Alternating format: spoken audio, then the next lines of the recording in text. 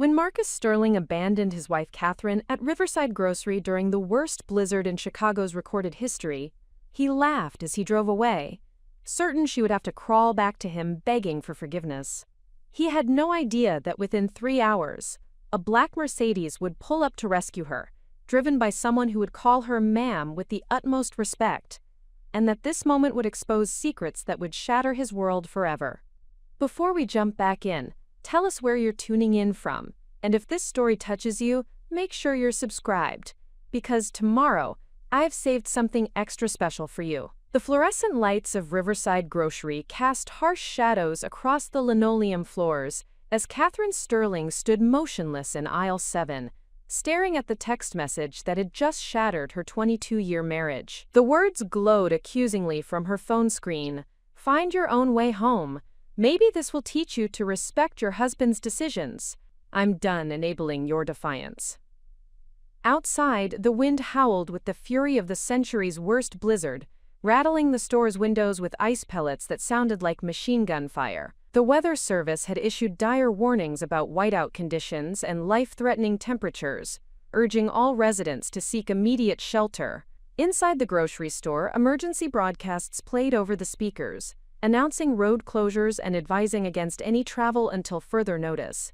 Catherine had come to the store with Marcus 30 minutes earlier, for what should have been a quick trip to gather supplies before the storm intensified.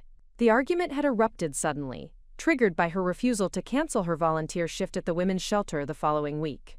Marcus had demanded she prioritize his business dinner instead, insisting that her little charity work was becoming an embarrassment to his professional reputation. "You will call them right now and tell them you cannot make it," Marcus had declared in the canned goods aisle, his voice carrying the authoritative tone he typically reserved for his employees at Sterling Financial Advisory. "I have told the Hendersons that my wife will be available to entertain Mrs. Henderson while we discuss the merger details. This deal is worth $3 million, Catherine. Your soup kitchen can manage without you for one evening." Catherine had quietly but firmly refused, explaining that the shelter was hosting a job training workshop for domestic violence survivors, and she had committed to facilitating the financial literacy session. This was not a casual volunteer commitment she could easily reschedule. It was a specialized program she had developed over months of preparation, designed to help women achieve economic independence after leaving abusive relationships. Marcus's reaction had been swift and cruel.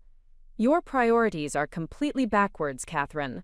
You spend more time worrying about strangers than supporting your own husband's career. Perhaps some time alone will help you remember where your loyalties should lie." He had stalked toward the exit without looking back, leaving Catherine standing beside a display of soup cans with her phone buzzing an incoming message that confirmed her worst fears about the man she had married. Marcus had driven away in their Range Rover, leaving her stranded 15 miles from home in conditions that meteorologists were calling potentially fatal. The store manager, a kind-faced woman named Gloria, approached with obvious concern. "Ma'am, I heard what happened over there. Are you all right? Do you need help calling someone for a ride?" Quote. Catherine managed a grateful smile despite her shock. "Thank you, Gloria. I appreciate your kindness. I will figure something out." The truth was that Catherine had no idea how she would get home. Their suburban neighborhood was accessible only through winding country roads that would be impassable in these conditions, even with proper winter vehicles. Her sister lived in California, her parents had passed away 3 years earlier, and Marcus had systematically discouraged her friendships over the years, claiming that her social activities interfered with his business networking requirements. As she considered her limited options, Catherine reflected on how she had arrived at this moment of complete isolation. 22 years earlier, she had been Catherine Morrison, a promising economics graduate with a full scholarship to pursue her MBA at Northwestern University. She had met Marcus during her senior year when he was a charismatic young financial advisor who promised her a partnership in both business and life. The early years of their marriage had seemed ideal. Marcus was ambitious and successful, providing financial security that allowed Catherine to pursue graduate studies while supporting his growing advisory firm. She had earned her MBA with concentrations in nonprofit management and social entrepreneurship, intending to develop programs that would help underserved communities build economic stability. However, As Marcus's business expanded and his client base became increasingly affluent, he began pressuring Catherine to abandon her social sector interests in favor of supporting his networking and client development activities. Charity galas and country club events became her primary professional outlets, while her expertise in community economic development remained unused. The transformation had been gradual and insidious. Marcus framed each request as temporary, claiming that once his business reached the next milestone, Catherine would have complete freedom to pursue her passions. The milestones kept shifting. First, it was reaching $1 million in assets under management, then $5 million, then $10 million. Each achievement brought new demands, rather than the promised independence. Catherine had accommodated these requests partly from genuine desire to support her husband's success, but also because she had gradually lost confidence in her own professional capabilities. Years away from her field had created knowledge gaps that seemed increasingly difficult to bridge. Marcus reinforced these insecurities by regularly commenting on how much the business world had changed and how challenging it would be for her to re-enter after such a long absence. The isolation had been equally gradual. Marcus expressed concern that Catherine's volunteer activities were causing her to neglect their social obligations to his clients and professional associates. He worried that her stories about working with homeless individuals and domestic violence survivors made their dinner party guests uncomfortable. He suggested that she could make a greater impact by helping him build wealth that could later be donated to worthy causes. Each argument seemed reasonable in isolation, but the cumulative effect had been to separate Catherine from any independent sources of identity, purpose, or support. She had become Mrs. Marcus Sterling, a role that required her to be elegant, agreeable, and available to enhance her husband's professional image whenever needed. The women's shelter had been Catherine's first step toward reclaiming her sense of purpose. She had begun volunteering 18 months earlier, initially just serving meals and organizing donations. However, her economic background had quickly become apparent to the shelter's director, Maria Santos, who asked Catherine to help develop financial literacy programming for their residents. The work had reignited Catherine's passion for economic empowerment and social justice. She discovered that many women remained trapped in abusive relationships, primarily because they lacked the financial knowledge and resources necessary for independent living. Catherine began developing comprehensive workshops covering budgeting, credit repair, small business development, and investment basics specifically tailored for women transitioning out of crisis situations. The program's success had been remarkable. Over the past year, Catherine had helped 37 women develop financial independence strategies that enabled them to leave abusive situations and build stable lives for themselves and their children. The shelter had received recognition from the state for innovative programming, and other organizations had requested Catherine's assistance in replicating the model. This success had created tension with Marcus, who viewed Catherine's growing expertise and recognition as threats to their marriage dynamic. He began making disparaging comments about her playing social worker, and expressed frustration that she was becoming too involved with people whose problems were self-created. His demands for her to prioritize his business activities had intensified correspondingly. The current crisis represented the culmination of months of increasing conflict over Catherine's volunteer commitments. Marcus had issued increasingly direct ultimatums, demanding that she choose between her marriage and her hobby. Catherine had attempted to negotiate compromises, but Marcus refused to acknowledge the legitimacy of her work or the importance it held for her sense of purpose and identity. Standing in the grocery store as the blizzard raged outside, Catherine realized that this moment represented more than just a transportation crisis. Marcus had abandoned her in life-threatening conditions because she had refused to abandon women who depended on her support. The symbolism was impossible to ignore. He was willing to endanger her safety to reassert control over her choices and priorities. The practical implications of her situation were becoming increasingly serious. The store would close within 2 hours, and the temperature outside was dropping toward -20 degrees Fahrenheit. The wind chill would make exposure fatal within minutes for anyone without proper winter survival equipment. Catherine was wearing business casual clothing suitable for a quick shopping trip, not the specialized gear required for survival in extreme weather conditions. Her phone buzzed with another message from Marcus, "Stop being dramatic and call an Uber. This tantrum has gone on long enough." Catherine stared at the message in disbelief. Marcus apparently believed that ride-sharing services would be operating during a declared weather emergency. Or perhaps, he simply did not care whether she could actually find safe transportation. His message demonstrated a complete disconnection from both the severity of the weather conditions and the potential consequences of his actions. She attempted to open the Uber application, confirming what she had expected. No drivers were available, and the service had posted warnings advising against travel requests during the emergency. Traditional taxi companies had suspended operations until road conditions improved. Public transportation had been shut down indefinitely. Catherine walked to the store's front windows and observed the parking lot, where snow was accumulating at a rate that made individual vehicles barely distinguishable from the landscape. The few cars remaining in the lot were already buried under several feet of snow, their owners presumably having found alternative shelter arrangements.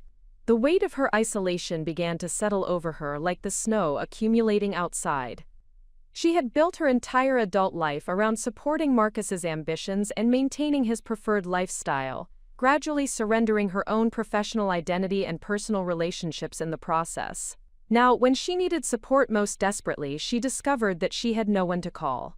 The realization was both terrifying and illuminating. Catherine understood that this crisis was forcing her to confront the true nature of her marriage, and the extent to which she had allowed herself to become dependent on someone who viewed her as a possession rather than a partner. Marcus's willingness to endanger her life over a disagreement about volunteer work revealed a level of callousness that she could no longer rationalize or excuse. However, as the immediate shock began to fade, Catherine felt something unexpected stirring within her. Not panic or despair, but a familiar sense of analytical clarity that had served her well during her academic and early professional years. She began mentally inventorying her resources and options, approaching her crisis with the same systematic thinking she applied to helping shelter residents develop independent strategies. Catherine realized that she possessed assets and capabilities that Marcus had systematically discouraged her from recognizing or developing. Her MBA education remained valid despite years of disuse. Her experience developing financial literacy programs demonstrated that she retained the ability to create practical solutions to complex problems. Her volunteer work had connected her with a network of capable, resourceful women who understood survival and resilience in ways that Marcus's affluent professional circle never would. Preparing and narrating this story took us a lot of time, so if you are enjoying it, subscribe to our channel, it means a lot to us. Now, back to the story. Most importantly, Catherine understood that this crisis was offering her an opportunity to reclaim agency over her own life. Marcus had created this situation to demonstrate her helplessness and dependence, but his actions had actually freed her from the obligation to protect his feelings or maintain their marriage facade. For the first time in years, she was free to make decisions based on her own needs and values rather than his expectations and demands. Catherine pulled out her phone and scrolled through her contacts, looking past the social acquaintances from Marcus's professional circle toward names she had not considered calling in months or even years. Her search stopped at a contact labeled simply Maria Santos, shelter director. Catherine had Maria's personal number because of the workshop scheduling, but she hesitated to call someone she knew primarily in a professional context. However, she also knew that Maria had survived her own experiences with domestic violence and understood better than most the importance of reaching out when safety was at stake. And an understanding. The call connected on the second ring. "Catherine, is everything all right?" Maria's voice carried immediate concern, recognizing that an evening call during a blizzard was unlikely to be routine. "Maria, I am sorry to call you like this," Catherine began, her voice steadier than she had expected. "I am stranded at Riverside Grocery with no way to get home safely. My husband left me here during the storm, and I do not have anyone else I can call." The silence that followed lasted only seconds, but Catherine could hear the wheels turning in Maria's mind. "Catherine, you stay exactly where you are. Do not attempt to leave that building under any circumstances. I am sending someone to get you right now. Maria, the roads are completely impassable. I cannot ask anyone to risk their safety. Catherine, Maria interrupted firmly. You are not asking. I am telling you that help is coming. What you are experiencing right now is not about weather or transportation. You understand what this is. And you know that women in our community do not leave each other stranded. Give me 20 minutes. As Catherine ended the call, she felt something she had not experienced in years. The certainty that someone would keep their word to help her, without conditions or expectations of reciprocal benefit. Maria's response had been immediate and unconditional, driven by values that placed human welfare above convenience or personal cost. Catherine walked back toward the store's front windows, watching the storm intensify while Maria's words echoed in her mind. You understand what this is? Catherine did understand, perhaps for the first time with complete clarity. Marcus had not simply left her without transportation. He had demonstrated that her safety and well-being were expendable when they conflicted with his desire for control. The 22 years of gradual isolation, systematic discouragement, and emotional manipulation crystallized into a moment of absolute understanding. Catherine Sterling had been living in an emotionally abusive marriage that had slowly eroded her independence, confidence, and connections to supportive relationships. The blizzard had not created her crisis. It had simply made visible the vulnerability that Marcus's behavior had been creating for years. As she watched the storm rage outside, Catherine felt neither fear nor despair, but rather the first stirrings of something that had been dormant for decades. Her own strength, intelligence, and determination to build a life aligned with her values rather than someone else's expectations. Marcus's abandonment had been intended as punishment, but it was becoming the catalyst for her liberation. The headlights that appeared through the snow 23 minutes later belonged to a black Mercedes sedan that navigated the treacherous parking lot with surprising confidence, pulling up directly in front of the store's entrance.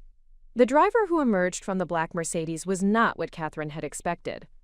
A tall, dignified African-American man in his 50s stepped out wearing a professional chauffeur's uniform and a heavy winter coat that suggested he was well prepared for emergency conditions. He moved with the confidence of someone accustomed to navigating challenging situations, approaching the store entrance with purposeful strides despite the treacherous conditions. "Mrs. Sterling?" he asked as he entered the store, removing his cap respectfully. "I am James Washington. Mrs. Santos sent me to bring you to safety."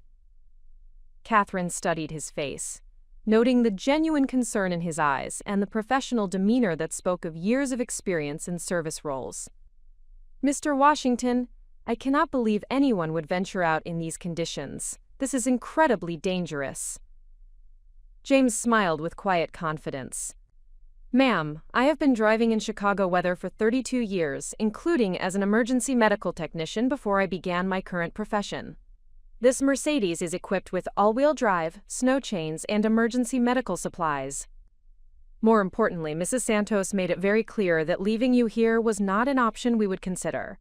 As they prepared to leave the store, James insisted on helping Catherine with her coat and ensuring she had gloves and a warm scarf from his emergency kit. His attention to these details demonstrated the kind of professional competence that Catherine had rarely encountered in her social circle, where status often mattered more than actual capability.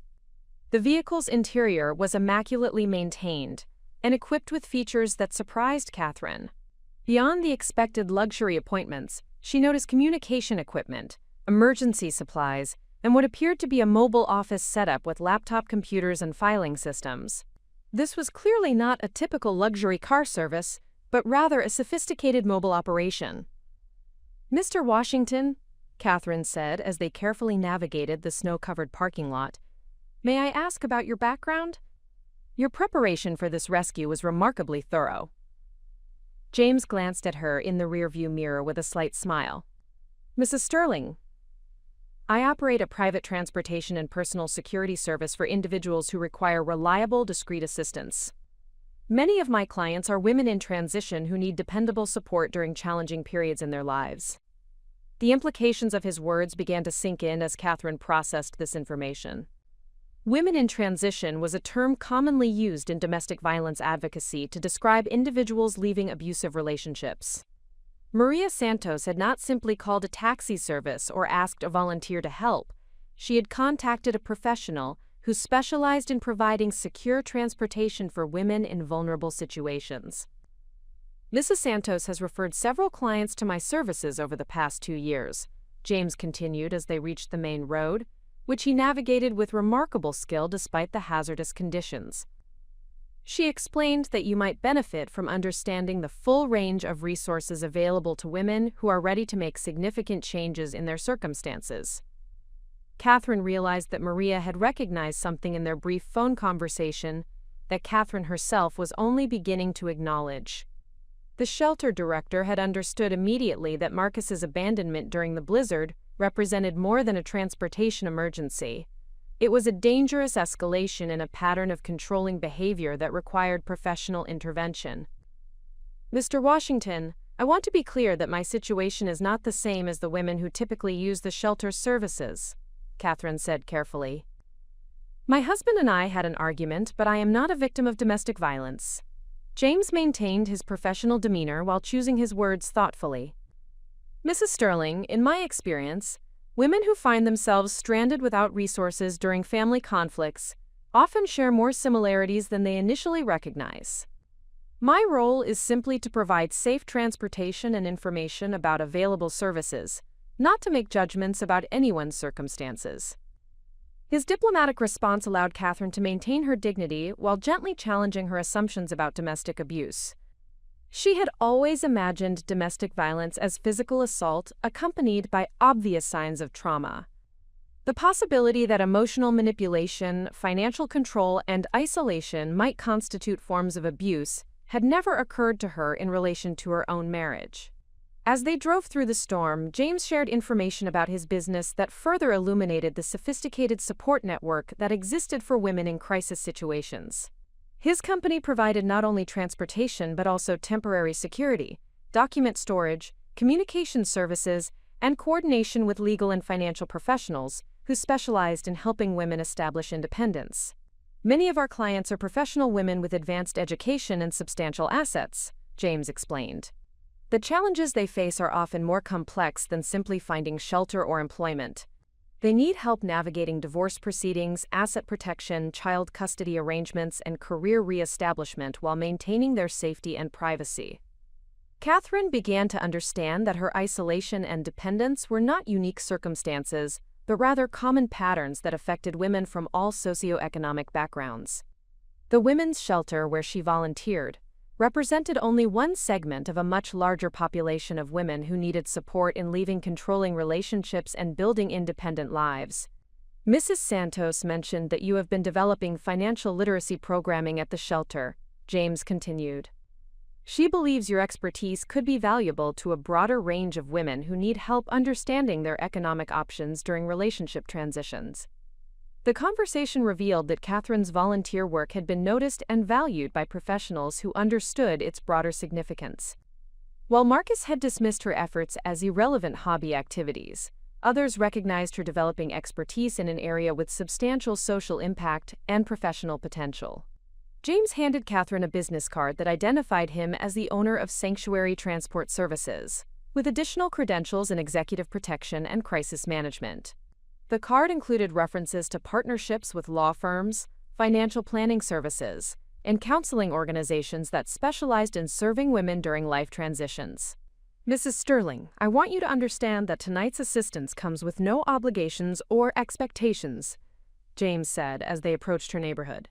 However, if you decide that you need additional support or information about available resources, Mrs. Santos and I are prepared to help you explore your options.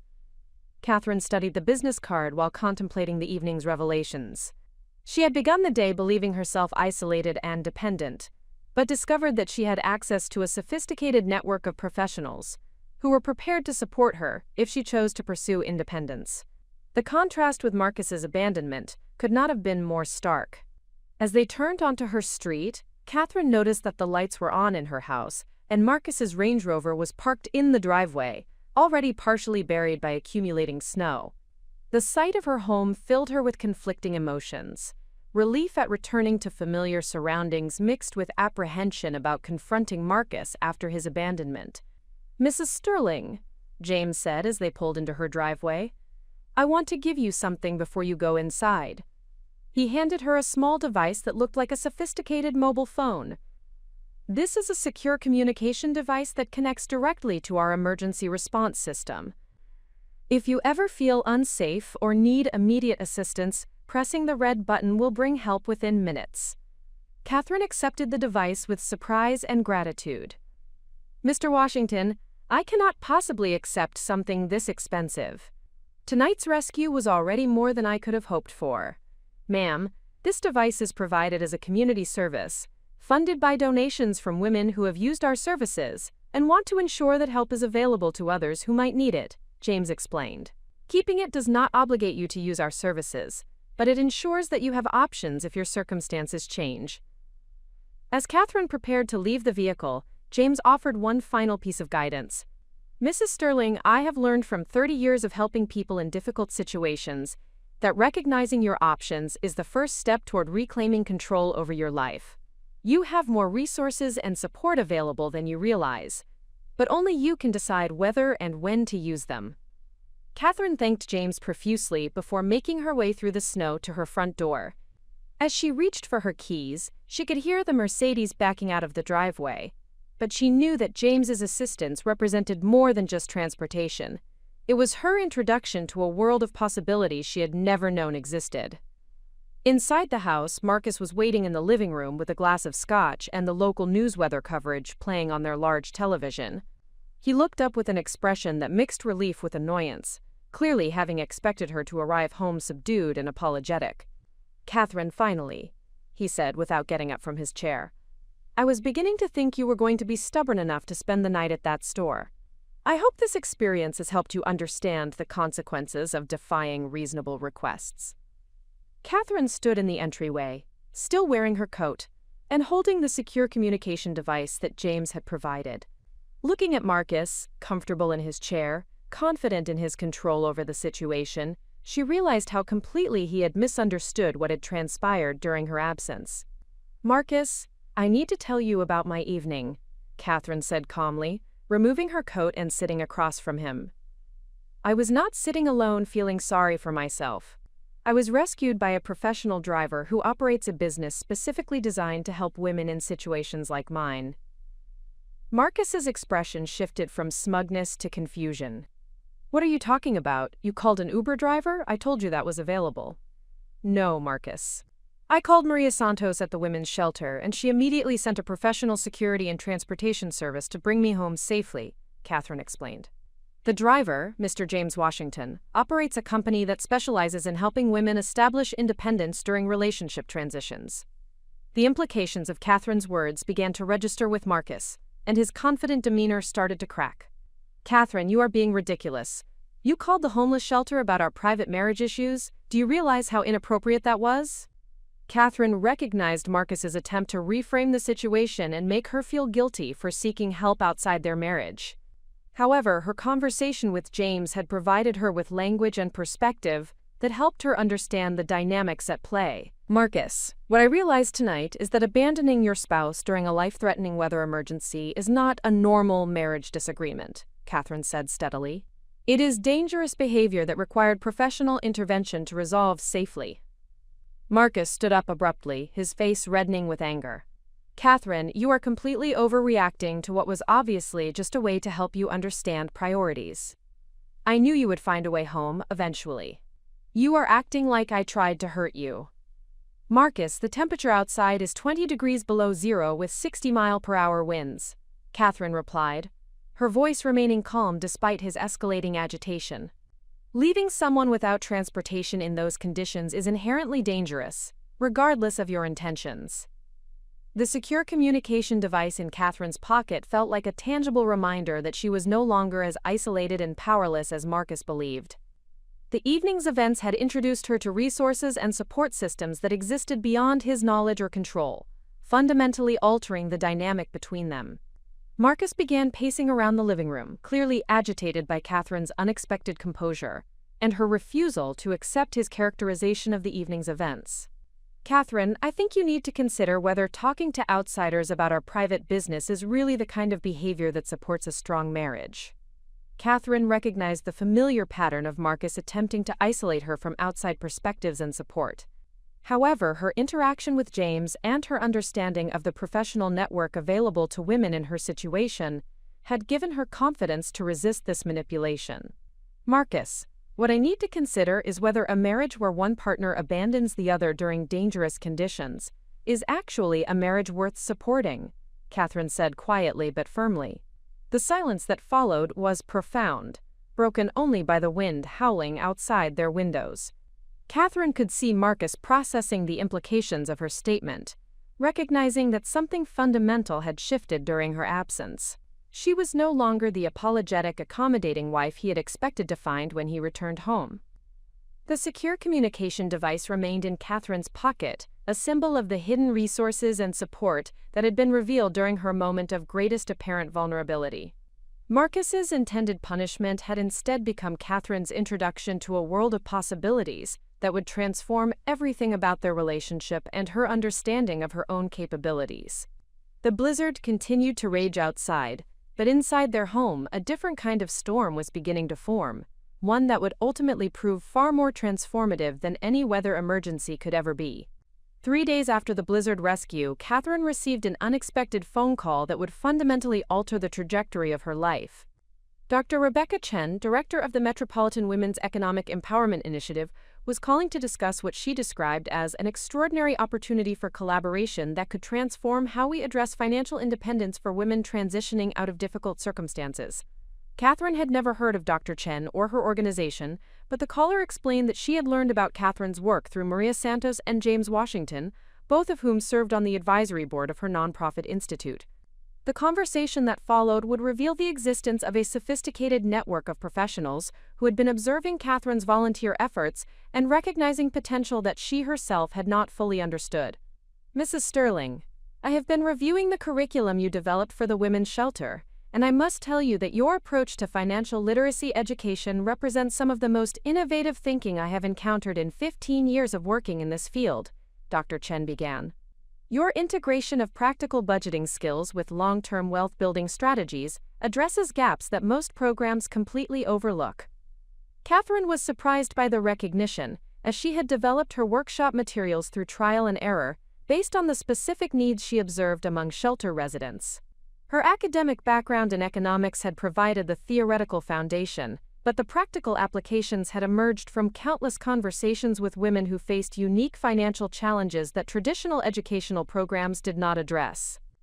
Dr. Chen explained that her organization had been seeking someone with exactly Catherine's combination of advanced economic education and grassroots experience, working with women in crisis situations. The Metropolitan Women's Economic Empowerment Initiative operated with a budget of $2.3 million annually, providing financial education, microloan programs, and business development support to women throughout the Chicago metropolitan area. We have been operating for 8 years with significant success in helping individual women achieve economic stability, Dr. Chen continued. However, we have reached the limits of what we can accomplish with our current approach. We need someone who can help us develop scalable programming that addresses the sophisticated financial challenges facing educated women who are establishing independence after years of economic dependence. The conversation revealed that Catherine's volunteer work had attracted attention far beyond the women's shelter, where she taught her workshops. Dr. Chen had received inquiries from family court judges, divorce attorneys, and social workers who had observed the remarkable success rates among women who had participated in Catherine's financial literacy programming. These professionals were seeking similar resources for their own clients who faced comparable challenges. Catherine learned that Dr. Chen held a doctorate in economics from the University of Chicago and had previously worked as a senior policy analyst for the Federal Reserve Bank before transitioning to nonprofit leadership. Her academic credentials and professional experience in monetary policy provided a level of expertise that complemented Catherine's practical experience in financial education and community programming. Mrs. Sterling, I want to propose a partnership that could benefit both of our professional objectives while creating significant social impact, Dr. Chen said. I am prepared to offer you the position of Associate Director for Curriculum Development. which would involve leading the design and implementation of our expanded financial empowerment programming. The offer was substantial and unexpected. The position would provide Catherine with a salary of $85,000 annually, comprehensive benefits, professional development opportunities, and the resources to develop programming that could reach thousands of women rather than the dozens she currently served through her volunteer efforts. More importantly, it represented recognition of her expertise and potential for leadership in a field that aligned perfectly with her values and interests. Catherine explained that she would need time to consider the offer carefully, as it would represent a significant change in her personal and professional circumstances. Dr. Chen suggested that they meet in person to discuss the opportunity in greater detail and to allow Catherine to evaluate whether the organizational culture and mission aligned with her own professional objectives. The meeting was scheduled for the following afternoon at the initiative's headquarters in downtown Chicago. Catherine agreed to the appointment while acknowledging privately that accepting such a position would require fundamental changes in her relationship with Marcus, who had consistently opposed her professional development, and would likely view this opportunity as a direct challenge to his authority over her career decisions. That evening, Catherine approached Marcus about the phone call and the potential employment opportunity. She presented the information objectively, emphasizing the professional recognition it represented and the financial contribution it would make to their household income. However, Marcus's response was immediate and unequivocally negative. "Catherine, this is exactly the kind of distraction that I have been concerned about," Marcus declared. "You have allowed your volunteer activities to give you unrealistic ideas about your professional capabilities. Taking a job with some nonprofit organization would be a complete waste of your education and a source of embarrassment for both of us." Marcus argued that Catherine's time would be better invested in supporting his business development efforts, which he claimed were approaching a breakthrough that would require her full attention and participation. He suggested that her desire for outside employment reflected dissatisfaction with their marriage that could be resolved through greater focus on their shared objectives rather than pursuing individual interests. Catherine recognized the familiar pattern of Marcus attempting to reframe her aspirations as evidence of personal shortcomings or relationship problems, rather than acknowledging their legitimacy as professional opportunities. However, her conversation with Dr. Chen and her growing awareness of her own capabilities provided her with confidence to resist this manipulation. "Marcus, this opportunity represents recognition of expertise that I have developed through years of education and practical experience," Catherine replied calmly. "Dr. Chen specifically sought me out because of the success of programming that I designed and implemented independently. This is not a distraction from my capabilities, but rather an application of them." The argument that followed revealed the depth of Marcus's opposition to Catherine's professional independence. He expressed concern that her employment outside the home would interfere with her availability for his business entertaining, create conflicts with their social obligations, and potentially expose their personal business to outsiders who might not understand their relationship dynamics. More significantly, Marcus revealed that he viewed Catherine's professional success as a potential threat to their marriage structure. He argued that women who achieved independent income and professional recognition often became dissatisfied with their domestic responsibilities and developed unrealistic expectations about their role in family decision-making processes. Catherine realized that Marcus's opposition was not based on concern for her well-being or their relationship quality, but rather on his fear of losing control over her choices and priorities. His arguments demonstrated that he viewed her professional development as inherently threatening to the power dynamic that had characterized their marriage for over 2 decades. The conversation concluded with Marcus issuing an ultimatum that Catherine characterized as familiar territory in their relationship. He demanded that she decline Dr. Chen's offer and recommit herself to supporting his business activities exclusively. He suggested that her desire for outside employment indicated that she no longer appreciated the lifestyle and security that his success had provided for their family. Catherine agreed to consider his perspective carefully while privately recognizing that his demands represented the same pattern of control and isolation that had characterized their relationship for years. The difference was that she now understood these dynamics as problematic rather than normal aspects of marriage, and she had access to professional support that could help her evaluate her options objectively The next afternoon, Catherine arrived at the Metropolitan Women's Economic Empowerment Initiative headquarters to find an organization that exceeded her expectations in both sophistication and impact. The offices occupied an entire floor of a downtown high-rise, with modern conference facilities, computer labs, library resources, and private consultation spaces designed to serve women from diverse backgrounds and circumstances. Dr. Chen introduced Catherine to the organization's staff, which included economists, social workers, business development specialists, and program coordinators who possessed impressive credentials and extensive experience in women's empowerment programming. The team had collectively served over 3,000 women during the previous year, with measurable success rates that included 78% of participants achieving economic independence within 18 months of program completion. The tour revealed that the initiative operated multiple programs simultaneously, including financial education workshops, small business development support, career transition counseling, and advocacy for policy changes that affected women's economic opportunities. The organization maintained partnerships with major financial institutions, law firms, universities, and government agencies that provided resources and credibility for their programming efforts. Catherine learned that her potential role would involve leading the development of advanced financial education curricula specifically designed for women with professional backgrounds who were establishing independence after years of economic dependence on spouses or family members. This population represented a growing demographic that required specialized programming addressing complex issues such as asset division, credit reestablishment, retirement planning, and business development. Mrs. Sterling, what distinguishes your approach from existing financial education programming is your understanding that women in transition need more than basic budgeting skills, Dr. Chen explained, as they reviewed sample curricula from Catherine's shelter workshops. They need sophisticated strategies for building wealth, protecting assets, and developing multiple income streams that provide long-term security. The conversation revealed that Dr. Chen had spent months researching Catherine's background and achievements, including her academic work at Northwestern University, her early career potential before marriage, and the innovative programming she had developed through her volunteer efforts. Dr. Chen had concluded that Catherine possessed a unique combination of theoretical knowledge, practical experience, and personal understanding that could not be easily replicated.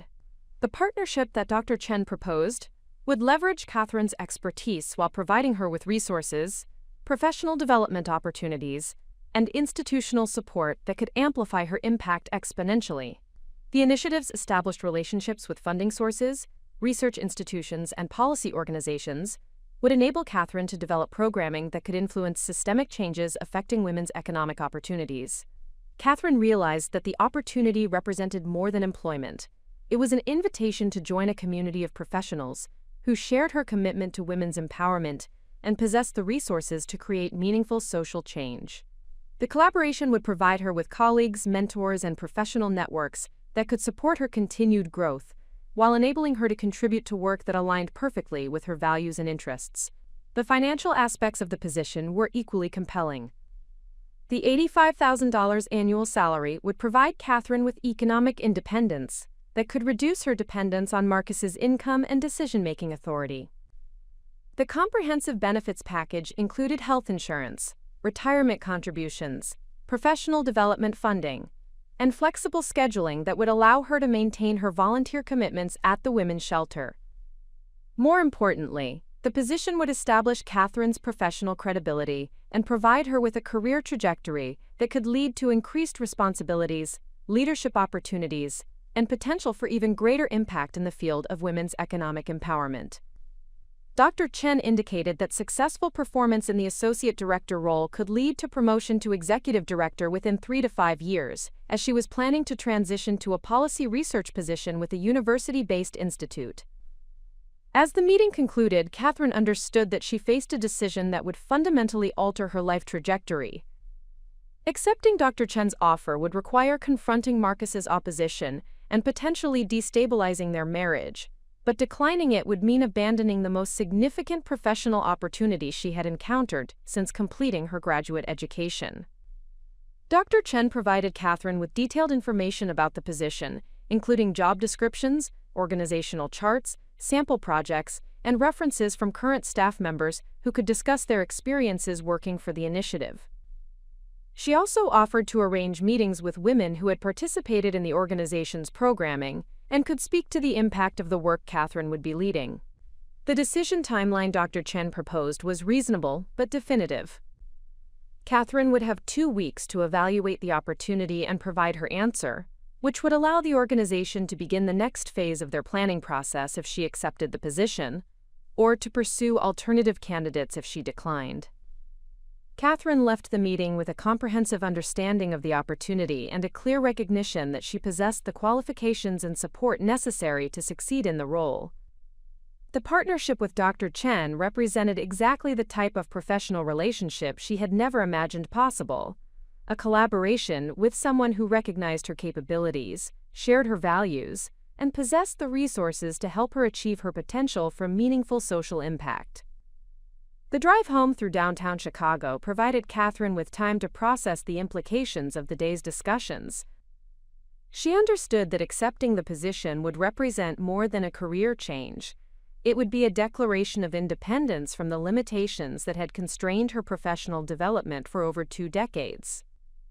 The secure communication device that James Washington had provided remained in her purse, a tangible reminder that she had access to support systems that could help her navigate whatever challenges might arise from pursuing her authentic professional aspirations, rather than continuing to subordinate them to Marcus's preferences and expectations.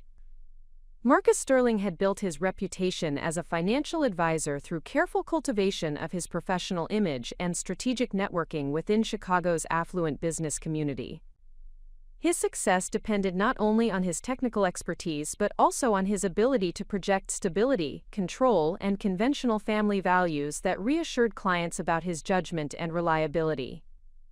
Catherine's emerging independence represented a direct threat to this carefully constructed professional persona. The morning after Catherine's meeting with Dr. Rebecca Chen, Marcus initiated what would become a systematic campaign to undermine her confidence and isolate her from the support systems she had recently discovered. His approach was methodical and sophisticated, drawing on 22 years of intimate knowledge about Catherine's insecurities, aspirations, and emotional vulnerabilities. Marcus began by contacting his brother-in-law, David Morrison, who served as a senior partner at Morrison & Associates, one of Chicago's most prestigious family law firms. David had handled divorce proceedings for several of Marcus's clients over the years, and maintained close relationships with family court judges, custody evaluators, and financial investigators who specialized in high-asset divorce cases. The conversation between Marcus and David was framed as a preventative consultation about protecting family assets in the event that Catherine's recent behavior indicated potential marital instability. Marcus presented Catherine's volunteer work, her rescue during the blizzard, and her job interview as evidence of emotional instability that could threaten their financial security and his business reputation. "David, I need you to understand that Catherine has been behaving erratically since she started volunteering with homeless people and domestic violence victims," Marcus explained during their lunch meeting at the University Club. "She has developed unrealistic ideas about her professional capabilities and has begun making contact with organizations that specialize in helping women leave their marriages." David Morrison was a shrewd attorney who had built his practice on representing wealthy clients during contentious divorce proceedings. His expertise lay in protecting assets and minimizing financial exposure for his clients, often through aggressive tactics that challenged opposing parties' claims to marital property, income, and support. Marcus's consultation with David resulted in a legal strategy designed to limit Catherine's options for establishing independence while protecting Marcus's business assets from potential divorce proceedings. David recommended several immediate steps that Marcus could implement to strengthen his position in any future legal conflicts. The first recommendation involved documenting Catherine's recent behavior as evidence of mental health concerns that could affect her judgment and decision-making capacity. David suggested that Marcus maintain detailed records of Catherine's activities, relationships, and statements that could be presented as evidence of emotional instability if legal proceedings became necessary. The second recommendation focused on asset protection strategies that would minimize Catherine's access to marital property and income streams. David advised Marcus to restructure his business ownership through trusts and corporate entities that would be difficult for Catherine to claim during divorce proceedings, while establishing clear documentation that Catherine had not contributed to business development or success. The third recommendation involved challenging Catherine's potential employment with the Metropolitan Women's Economic Empowerment Initiative by raising questions about the organization's legitimacy, funding sources, and political affiliations. David suggested that Marcus could present Catherine's association with such organizations as evidence of poor judgment that could affect her credibility in legal proceedings. Marcus implemented these recommendations immediately, beginning with a comprehensive review of their financial accounts, insurance policies, and estate planning documents. He discovered that Catherine's name appeared on several investment accounts and property deeds that would need to be restructured to limit her access to these assets. The asset protection process required Marcus to work with forensic accountants and tax attorneys who specialized in shielding wealth from divorce proceedings. These professionals advised him to establish offshore trusts, transfer business ownership to family members, and restructure investment accounts to minimize Catherine's legal claims to marital property. Marcus also initiated surveillance of Catherine's activities by hiring a private investigation firm that specialized in documenting behavior during marital disputes. The investigators were instructed to maintain detailed records of Catherine's meetings, phone calls, financial transactions, and social interactions that could be presented as evidence during potential legal proceedings. The investigation revealed information that surprised and concerned Marcus. Catherine's rescue during the blizzard had not been an isolated incident, but rather part of a sophisticated support network that included professionals with extensive experience helping women establish independence from controlling relationships. James Washington's background check revealed that he was a former police detective and military veteran who had established sanctuary transport services specifically to provide security and transportation for women leaving abusive relationships. His client base included judges, attorneys, business executives, and other professional women who had required discreet assistance during relationship transitions. Dr. Rebecca Chen's background investigation showed that she held advanced degrees from prestigious universities and had previously worked in senior positions with federal financial institutions before establishing her nonprofit organization. The Metropolitan Women's Economic Empowerment Initiative maintained partnerships with major banks, law firms, and government agencies that provided substantial credibility and resources for their programming. Marcus realized that Catherine had gained access to a professional network that possessed significantly more expertise and resources than he had initially understood. These individuals were not social workers or volunteers, but rather accomplished professionals who could provide Catherine with sophisticated support for establishing independence. The private investigators also discovered that Catherine had been conducting research about divorce proceedings, asset protection, and women's legal rights during marriage dissolution. Her internet search history revealed visits to websites operated by family law attorneys, financial planners, and organizations that specialized in helping women prepare for divorce. Marcus interpreted this research as evidence that Catherine was actively planning to leave their marriage, rather than simply exploring professional opportunities. The discovery intensified his determination to implement preventative measures that would limit her ability to pursue independence successfully. Marcus's next step involved enlisting support from his professional network to create pressure against Catherine's potential employment with Dr. Chen's organization. He contacted clients and colleagues who served on nonprofit boards, contributed to charitable organizations, or maintained relationships with funding sources that supported women's empowerment programming. The campaign Marcus orchestrated was subtle but systematic. He expressed concerns to influential contacts about organizations that encouraged women to leave stable marriages in favor of uncertain career prospects. He suggested that such organizations might be promoting unrealistic expectations about women's professional capabilities while undermining family stability and traditional values. Marcus also reached out to competing financial advisory firms to share information about Catherine's activities and suggest that her association with women's advocacy organizations reflected poorly on his judgment and professionalism. He hoped to create industry pressure that would damage his reputation if Catherine pursued high-profile employment with Dr. Chen's organization. The effort to undermine Catherine's credibility extended to their social circle, where Marcus began sharing carefully crafted narratives about Catherine's recent behavior that portrayed her as emotionally unstable and influenced by radical feminist organizations. He expressed concern for her well-being while suggesting that her volunteer work had exposed her to negative influences that were affecting her judgment. Marcus's campaign reached its most sophisticated level when he contacted the board of directors of the Metropolitan Women's Economic Empowerment Initiative to express concerns about Catherine's suitability for employment with their organization. He presented himself as a concerned husband who worried that Catherine's emotional state made her inappropriate for positions involving financial responsibility and client contact.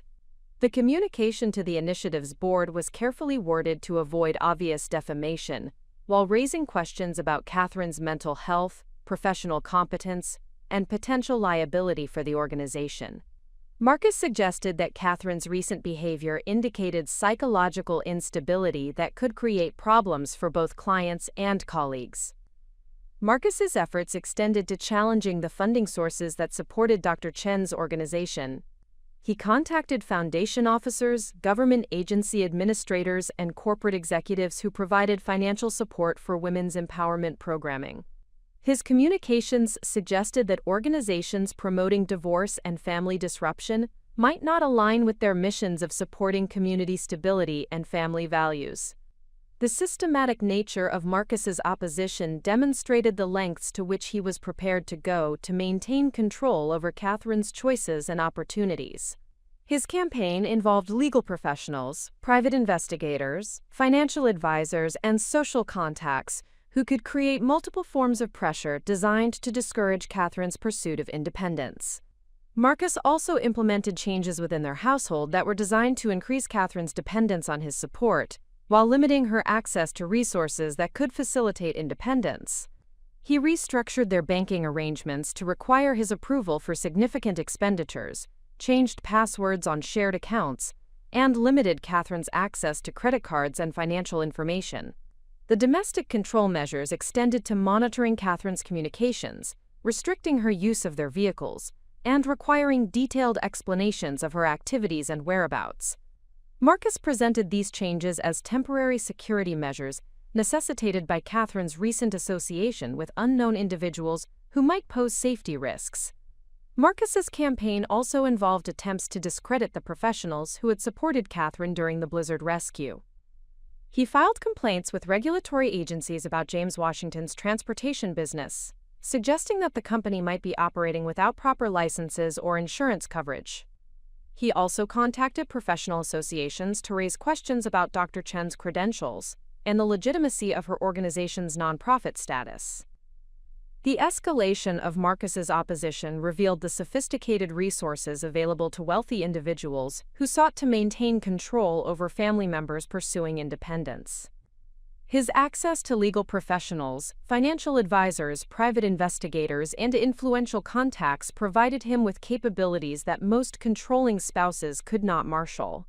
However, Marcus's aggressive response also demonstrated the extent to which Catherine's emerging independence threatened the power structure that had characterized their marriage. His willingness to invest substantial time, money, and professional capital in opposing her career development revealed that he viewed her success as an existential threat to their relationship dynamic.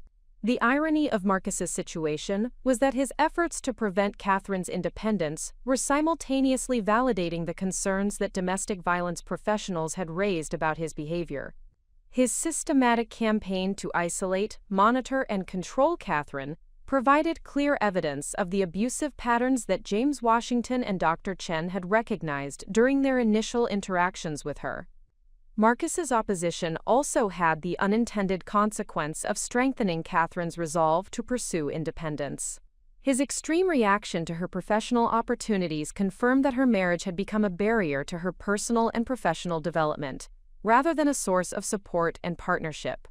The sophisticated nature of Marcus's campaign also revealed to Catherine the extent of resources that wealthy controlling spouses could access to maintain dominance over their partners.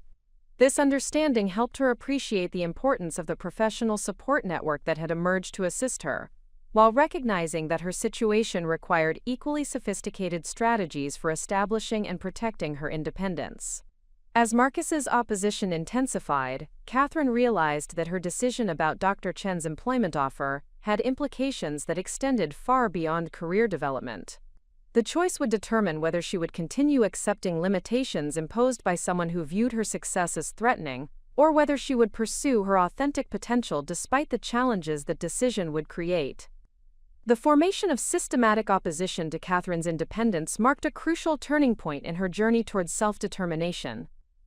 Marcus's response had elevated their conflict from a personal disagreement to a broader struggle between competing visions of women's roles, professional capabilities, and rights to pursue fulfillment outside traditional domestic responsibilities. Catherine understood that the battle ahead would require all the resources, support, and determination she could marshal, but she also recognized that the stakes involved nothing less than her right to live according to her own values and aspirations, rather than those imposed by someone else's fears and insecurities. Catherine's discovery of Marcus's systematic campaign against her independence marked a pivotal transformation in her approach to their relationship conflict.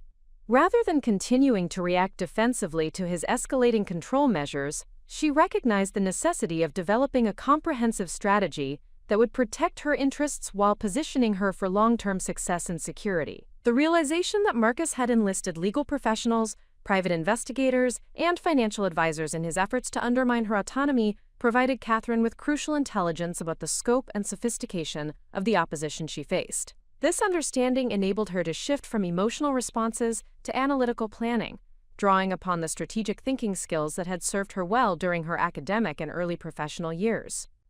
Catherine's first strategic decision involved conducting a thorough assessment of her current position, including her assets, liabilities, legal vulnerabilities, and available resources for mounting an effective response to Marcus's campaign. This evaluation required honest acknowledgement of both her strengths and limitations, while identifying areas where professional assistance would be essential for protecting her interests. The asset inventory revealed that Catherine possessed more resources than she had initially recognized, largely due to financial decisions made earlier in their marriage, when Marcus had been more collaborative about joint ownership arrangements. Investment accounts, retirement funds, and property holdings established during the first decade of their marriage included Catherine's name as co-owner, providing her with legal claims that would be difficult for Marcus to challenge successfully.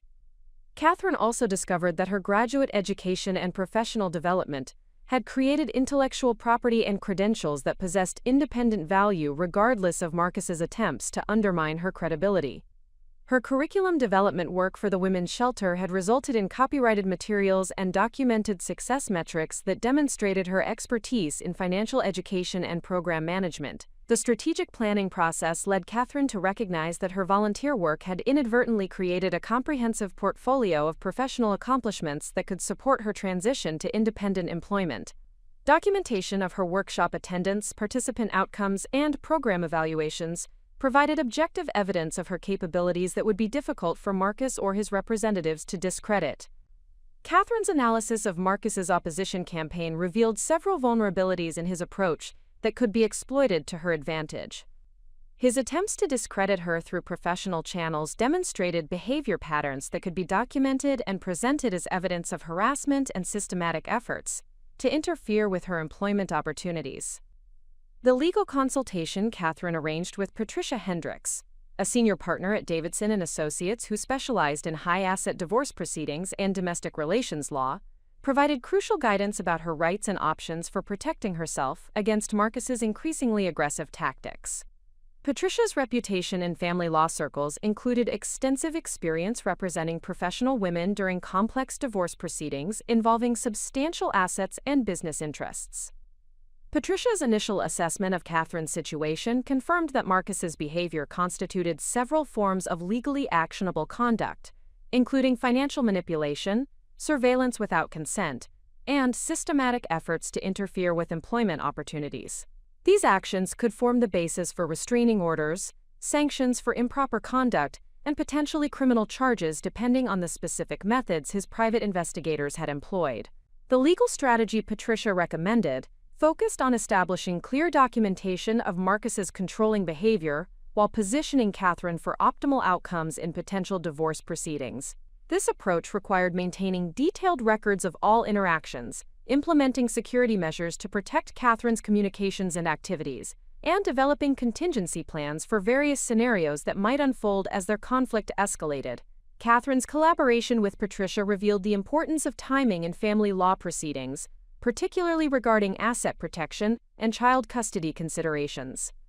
Although Catherine and Marcus had no children, the principles of strategic positioning applied equally to protecting financial interests and establishing credibility for any future legal disputes. The financial planning component of Catherine's strategy involved consultation with Sandra Walsh, a certified financial planner who specialized in helping women achieve economic independence during relationship transitions. Sandra's expertise included asset protection strategies, retirement planning, insurance considerations, and business development support for women establishing independent careers. Sandra's analysis of Catherine's financial position revealed that she possessed sufficient resources to support herself independently for several years, particularly if she accepted employment with Dr. Chen's organization. The combination of her potential salary, existing savings, and investment income would provide economic security while she established her professional credentials and built long-term wealth. The business development aspect of Catherine's strategy emerged from her recognition that Dr. Chen's employment offer represented more than just a job opportunity. It provided a platform for developing expertise and credentials that could lead to consulting work, speaking engagements, and potential business ownership in the field of women's economic empowerment. Catherine began developing a comprehensive professional development plan that positioned her to maximize the career advancement opportunities available through her association with the Metropolitan Women's Economic Empowerment Initiative. This planning included identifying certification programs, professional associations, and networking opportunities that would establish her credentials and visibility within the nonprofit sector. The personal security component of Catherine's strategy addressed the immediate safety concerns created by Marcus's surveillance and monitoring activities. James Washington's consultation provided guidance about protective measures that would safeguard Catherine's communications, movements, and personal information while she implemented her independence plan. The security protocol James recommended included encrypted communication devices, secure email accounts, alternative transportation arrangements, and procedures for detecting and documenting surveillance activities that Marcus's investigators might be conducting. These measures would protect Catherine's privacy while providing evidence of any inappropriate monitoring that could be used in legal proceedings. Catherine's strategic communications approach required careful management of information sharing to prevent Marcus from anticipating her plans while maintaining relationships with the support network that had emerged to assist her. This balance involved distinguishing between individuals who could be trusted with sensitive information and those who might inadvertently provide Marcus with intelligence about her activities. The professional network expansion strategy focused on building relationships with individuals and organizations that could provide ongoing support for Catherine's career development while protecting her from Marcus's efforts to undermine her credibility. This networking approach emphasized quality relationships with professionals who understood the dynamics of controlling relationships and possessed resources for supporting women during transition periods. Catherine's preparation for potential media attention required developing messaging strategies that would present her situation in professional terms, while avoiding personal details that could be exploited by Marcus or create privacy concerns. Patricia Hendricks advised that high-profile employment with women's advocacy organizations could attract media attention, particularly if Marcus attempted to challenge Catherine's credibility publicly. The timeline development for Catherine's strategy established specific milestones and decision points that would guide her actions over the following months while maintaining flexibility to respond to changing circumstances. This planning recognized that Marcus's opposition might escalate further, requiring adaptive responses that protected Catherine's interests while advancing her independence objectives. Catherine's risk assessment identified potential challenges that could emerge during her transition to independence, including attempts by Marcus to sabotage her employment, financial retaliation, social isolation efforts, and potential escalation to more dangerous forms of control or harassment. Each identified risk included corresponding mitigation strategies and contingency plans. The decision-making framework Catherine developed helped her evaluate choices and opportunities based on their alignment with her long-term objectives while considering immediate safety and security concerns. This framework prioritized decisions that increased her independence and professional credibility, while minimizing exposure to retaliation from Marcus. Catherine's research into Marcus's business operations revealed information that could be strategically valuable during potential divorce proceedings or other legal disputes.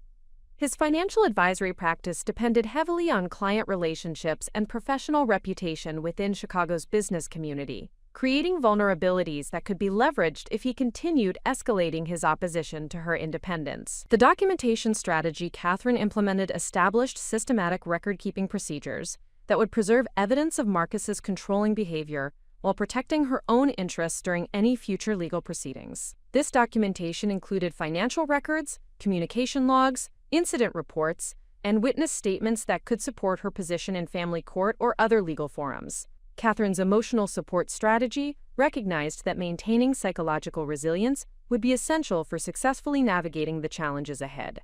This approach included professional counseling, peer support through women's advocacy organizations, and stress management techniques that would help her maintain focus and decision-making clarity under pressure. The advocacy component of Catherine's strategy involved identifying opportunities to share her experience and expertise in ways that would benefit other women facing similar challenges while establishing her credibility as a thought leader in women's economic empowerment. This advocacy work could include speaking engagements, writing opportunities, and volunteer leadership roles that would enhance her professional profile.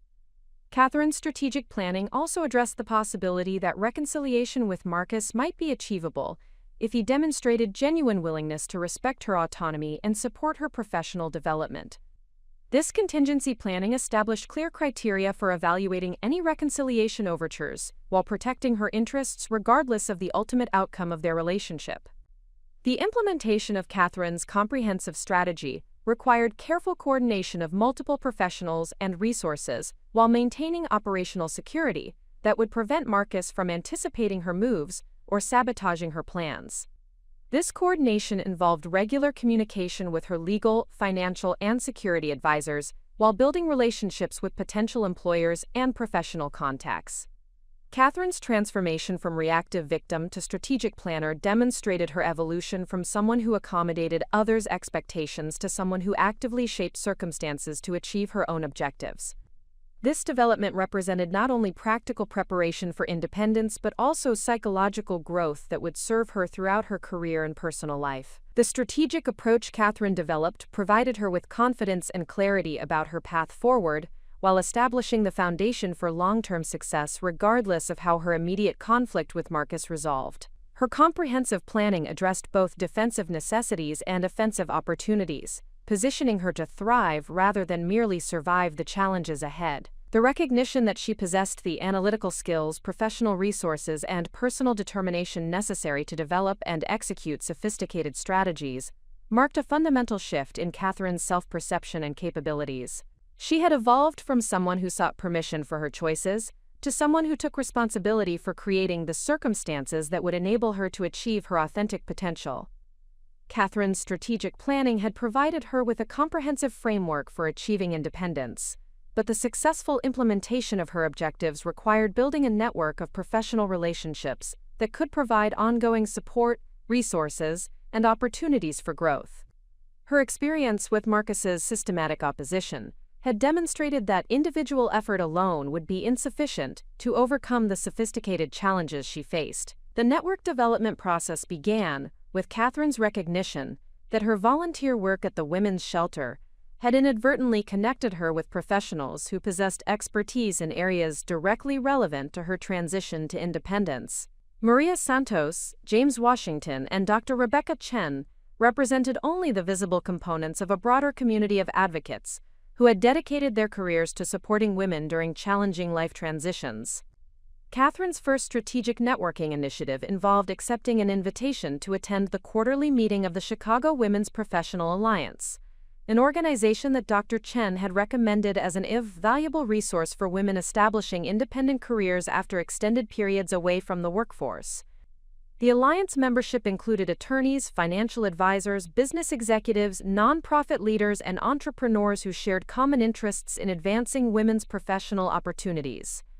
The alliance meeting provided Catherine with immediate access to approximately 50 professional women who possessed diverse expertise and extensive connections throughout Chicago's business community.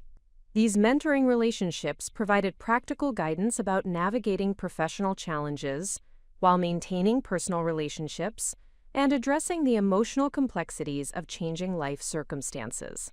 The legal networking component involved Catherine's participation in bar association events and continuing education programs, where she could build relationships with attorneys who specialized in areas relevant to her situation.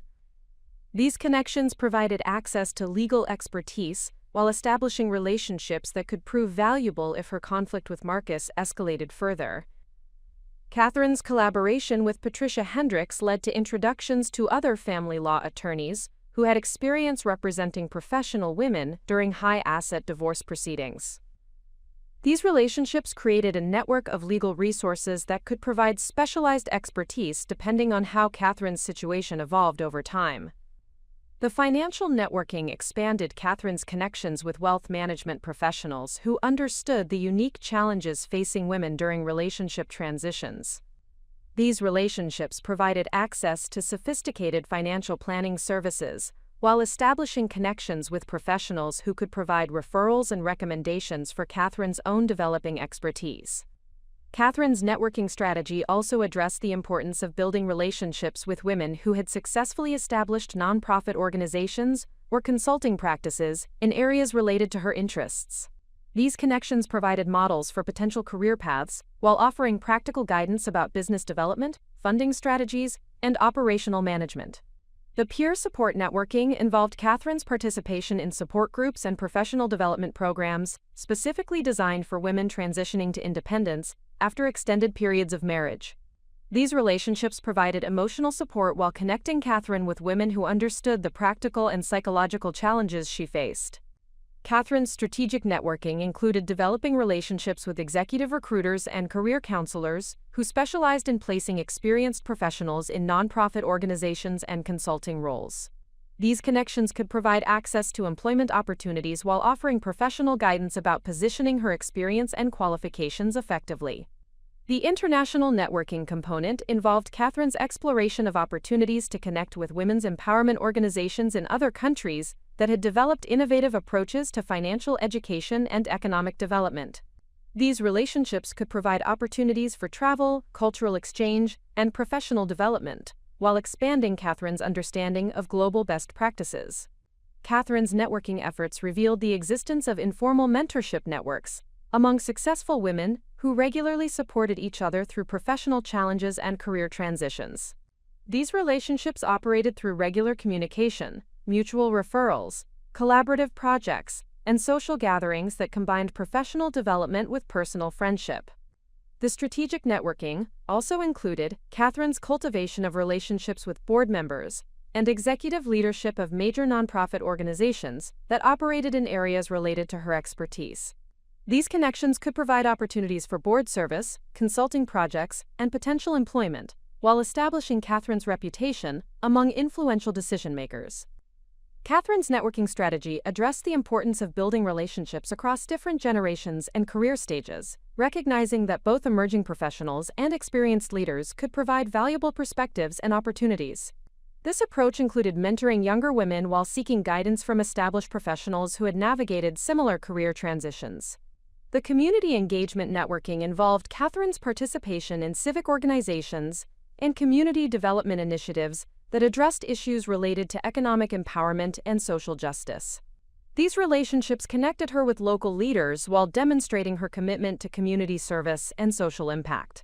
Catherine's professional networking extended to building relationships with conference organizers, workshop facilitators, and continuing education providers who could offer opportunities for Catherine to share her expertise through presentations and training programs. These platforms would establish her reputation as a thought leader while providing additional income streams.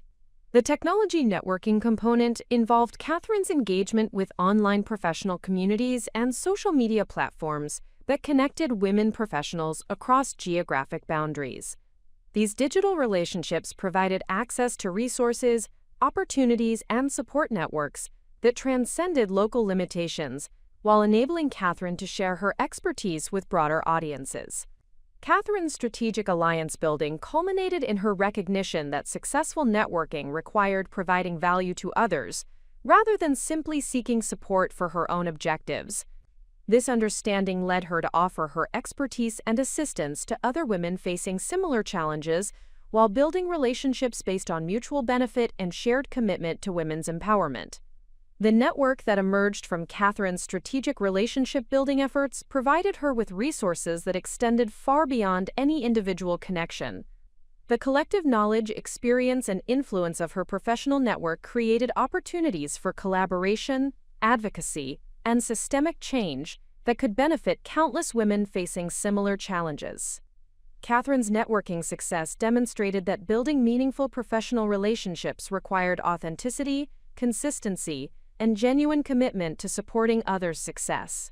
The strength of her network reflected her evolution from someone who sought help to someone who provided value while advancing shared objectives that transcended individual interests.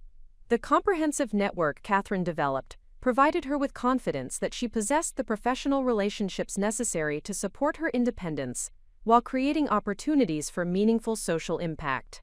Her strategic networking had transformed her from an isolated individual into a connected professional who could leverage collective resources to achieve ambitious objectives while supporting other women's success.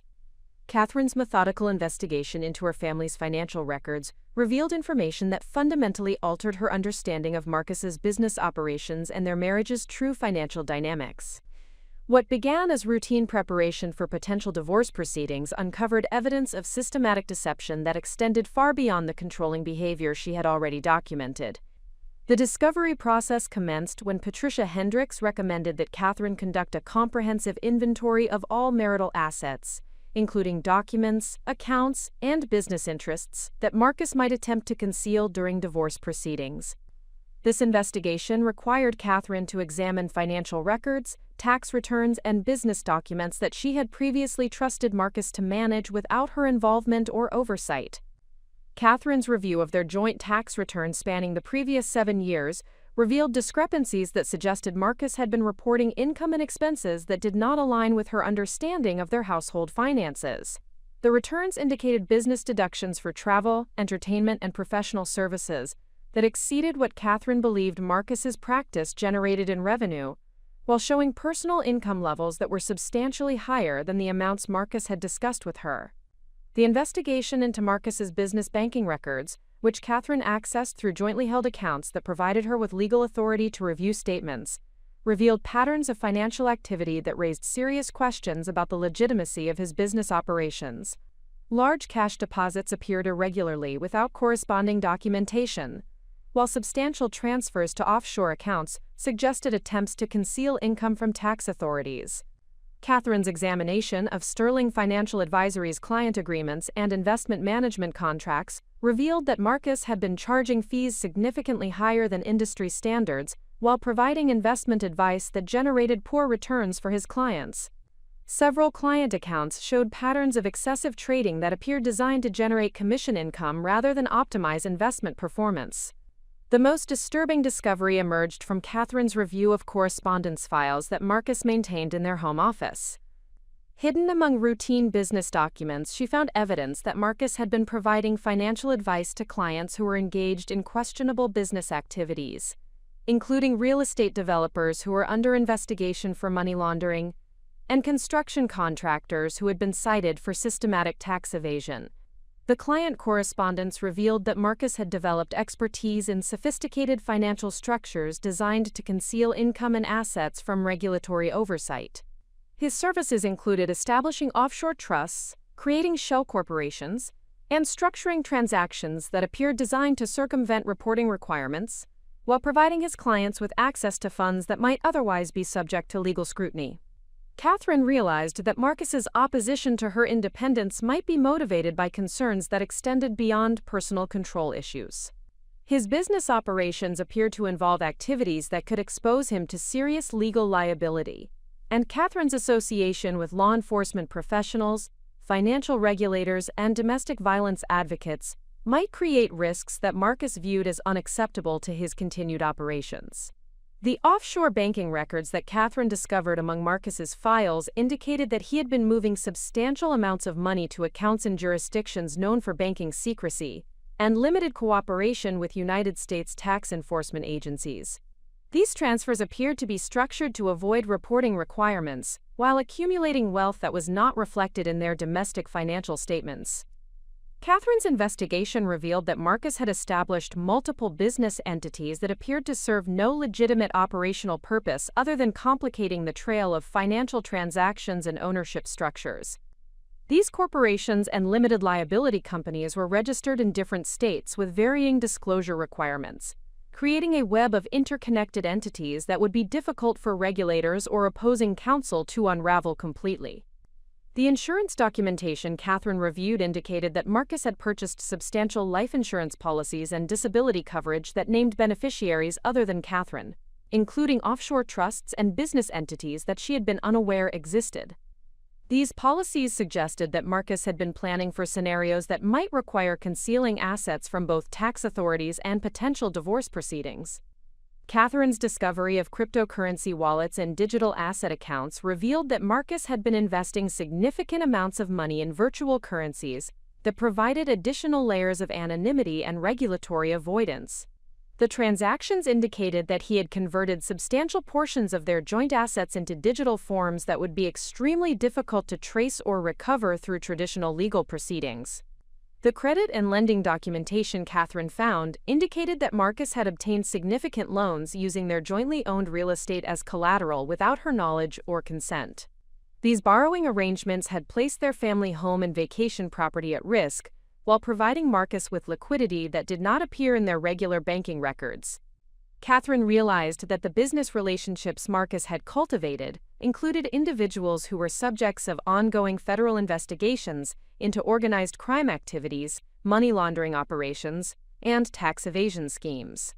His client base included restaurant owners, construction contractors, and real estate developers who had been identified in news reports as persons of interest in corruption investigations. The professional correspondence Catherine discovered indicated that Marcus had been providing financial advice to clients who were attempting to conceal assets during divorce proceedings, bankruptcy filings, and regulatory investigations. His expertise in asset protection had apparently evolved into assistance with activities that appeared to constitute obstruction of justice and interference with legal proceedings. Catherine's investigation revealed that Marcus had been maintaining detailed records of his clients' financial activities, potentially including information that could be valuable to law enforcement agencies investigating financial crimes. These records suggested that Marcus possessed knowledge about his clients' illegal activities that could make him a target for both prosecution and retaliation if his business operations became subject to scrutiny. The documentation Catherine found indicated that Marcus had been structuring his own compensation and business operations using the same methods he employed to help clients avoid taxes and conceal assets. His personal financial arrangements appeared designed to minimize his apparent income while providing access to substantial resources through corporate entities and offshore accounts. Catherine realized that her marriage had been subsidized by income from activities that could expose Marcus to serious criminal liability, including charges related to money laundering, tax evasion, and conspiracy to defraud government agencies. Her lifestyle and financial security had been built on foundations that could collapse if Marcus's business operations became subject to investigation. The discovery process also revealed that Marcus had been monitoring Catherine's activities more extensively than she had initially understood.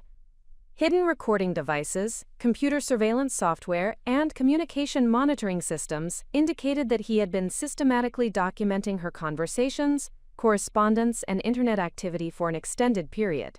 Catherine found evidence that Marcus had been sharing information about her activities with his clients and business associates, potentially including details about her volunteer work with domestic violence survivors and her interactions with law enforcement professionals. This intelligence sharing appeared designed to identify potential threats to Marcus's business operations while maintaining surveillance over Catherine's developing independence. The financial records Catherine examined revealed that Marcus had been making substantial payments to private investigation firms, legal professionals, and technology consultants who specialized in surveillance, asset concealment, and reputation management. These expenditures suggested a level of sophistication in his opposition efforts that exceeded what Catherine had initially understood. Catherine's investigation uncovered evidence that Marcus had been researching her professional activities, educational background, and family relationships far more extensively than their personal interactions had indicated. Private investigation reports detailed her schedule, contacts, and even psychological assessments based on surveillance of her behavior and communication patterns. The discovery of Marcus's business activities provided Catherine with intelligence that could be strategically valuable in protecting her interests while potentially assisting law enforcement agencies investigating financial crimes. However, the information also revealed that her situation involved risks and complexities that extended far beyond typical divorce proceedings. Catherine realized that her knowledge of Marcus's business operations made her a potential witness in criminal investigations, while simultaneously placing her at risk if Marcus's clients perceived her as a threat to their financial arrangements. The balance between protecting herself and potentially assisting justice required careful consideration of legal and safety implications. The documentation Catherine discovered indicated that Marcus's business relationships included individuals who had demonstrated willingness to use intimidation and violence to protect their financial interests. Client correspondence revealed discussions about eliminating threats to business operations through methods that suggested Catherine's safety could be at risk if she pursued independence too aggressively. Catherine's investigation revealed that the financial resources available to Marcus for opposing her independence were substantially greater than she had initially understood. The offshore accounts, hidden business entities, and client relationships provided him with access to resources and professional services that could sustain prolonged legal conflicts while potentially financing more aggressive opposition measures. The discovery process also revealed that Marcus had been planning for potential disclosure of his business activities by establishing contingency arrangements that would enable him to relocate assets and continue operations from international locations. These preparations suggested that he viewed Catherine's independence as part of a broader pattern of threats to his business operations. Catherine understood that the information she had discovered created both opportunities and obligations that would significantly affect her strategic planning. The evidence of potential criminal activity provided her with leverage in personal negotiations, while potentially requiring cooperation with law enforcement agencies investigating financial crimes. The complexity of Marcus's business operations also revealed that any divorce proceedings would involve sophisticated asset tracing, forensic accounting, and international legal cooperation that would require expert professional representation. The resources necessary for effectively pursuing her interests would exceed what typical divorce proceedings required. Catherine's discovery of the true nature of Marcus's business activities provided her with a comprehensive understanding of why he had been so determined to maintain control over her activities and relationships. Her independence represented not only a personal threat to his authority, but potentially a professional threat to business operations that depended on secrecy and limited scrutiny. The intelligence Catherine had gathered would require careful handling to maximize its strategic value while protecting her safety and legal interests. The information represented both a powerful tool for achieving independence and a responsibility for potentially assisting in addressing serious financial crimes that affected multiple victims and institutions. The evidence Catherine had uncovered regarding Marcus's business operations created an immediate need for sophisticated legal guidance that extended far beyond typical family law considerations. The complexity of potential federal crimes, international asset concealment, and organized crime connections required expert consultation with attorneys who specialized in white-collar criminal defense and financial crimes prosecution. Catherine's meeting with Robert Martinez, a former federal prosecutor who had transitioned to private practice specializing in complex financial crimes, provided crucial guidance about her legal obligations and strategic options for handling the information she had discovered. Martinez's experience included prosecuting money laundering cases, tax evasion schemes, and organized crime financial operations that bore striking similarities to Marcus's business activities. Martinez explained that Catherine's knowledge of potential criminal activities created both legal obligations and protective opportunities that would significantly influence her approach to achieving independence from Marcus. The evidence she had documented could be valuable to federal investigations while simultaneously providing her with substantial leverage in personal negotiations regarding divorce terms and financial settlements. The legal consultation revealed that Catherine's status as a spouse provided her with certain protections against being compelled to testify against Marcus in criminal proceedings, but these protections would be nullified if she chose to divorce him before any potential prosecution concluded. This timing consideration required careful strategic planning about when and how to initiate formal separation procedures. Martinez advised Catherine that voluntary cooperation with federal investigations could provide her with substantial protection against potential retaliation, while potentially qualifying her for witness protection services if threats to her safety materialized. The decision to cooperate with law enforcement would require careful consideration of both personal safety and long-term financial security implications. Catherine's consultation with Martinez also addressed the asset recovery implications of Marcus's potential prosecution for financial crimes. Criminal forfeiture proceedings could result in seizure of assets that had been acquired through illegal activities, potentially including property and accounts that Catherine had believed were legitimate marital assets available for division during divorce proceedings. The strategic planning process required Catherine to balance multiple competing objectives, including achieving independence from Marcus, protecting herself from potential criminal liability, ensuring her physical safety, and maximizing her financial security despite the possibility that many apparent marital assets could be subject to government seizure. Martinez recommended that Catherine engage additional professional support from forensic accountants who specialized in tracing complex financial transactions and asset concealment schemes. These experts could help identify which assets represented legitimate marital property versus proceeds from potentially criminal activities, providing crucial guidance for protecting Catherine's interests during both criminal and civil proceedings. Catherine's decision to accept Dr. Rebecca Chen's employment offer with the Metropolitan Women's Economic Empowerment Initiative acquired new strategic significance in light of her discovery of Marcus's business activities. The position would provide her with financial independence, while potentially offering some protection through her association with an organization that maintained relationships with law enforcement and regulatory agencies. The employment decision also represented a symbolic declaration of independence that would signal to Marcus and his business associates that Catherine was establishing a separate professional identity that could not be easily controlled or intimidated. Her visible association with women's advocacy organizations and financial education initiatives would demonstrate her commitment to transparency and ethical business practices. Catherine's strategic analysis of the timing for her employment announcement recognized that accepting the position immediately after discovering evidence of Marcus's criminal activities could be interpreted as a defensive maneuver designed to establish credibility before potential prosecution proceedings. However, delaying the decision risked losing the opportunity while allowing Marcus additional time to intensify his opposition efforts. The professional transition planning required Catherine to coordinate her employment start date with ongoing legal consultations and potential cooperation discussions with federal investigators. Martinez advised that her employment with a reputable nonprofit organization could enhance her credibility as a cooperating witness while providing practical support during what might become extended legal proceedings. Catherine's preparation for informing Marcus about her employment decision involved developing communication strategies that would minimize immediate confrontation while positioning her for long-term success regardless of his response. The conversation would need to address both personal relationship issues and the broader implications of their evolving circumstances. The security considerations for Catherine's employment transition included assessments of potential risks to her physical safety, professional reputation, and legal position that could result from Marcus's response to her independence declaration.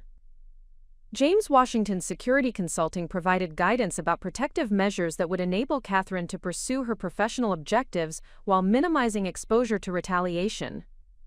Catherine's coordination with Dr. Chen regarding her employment decision required transparent communication about the complex circumstances surrounding her personal situation, without compromising ongoing legal consultations or creating liability concerns for the Metropolitan Women's Economic Empowerment Initiative.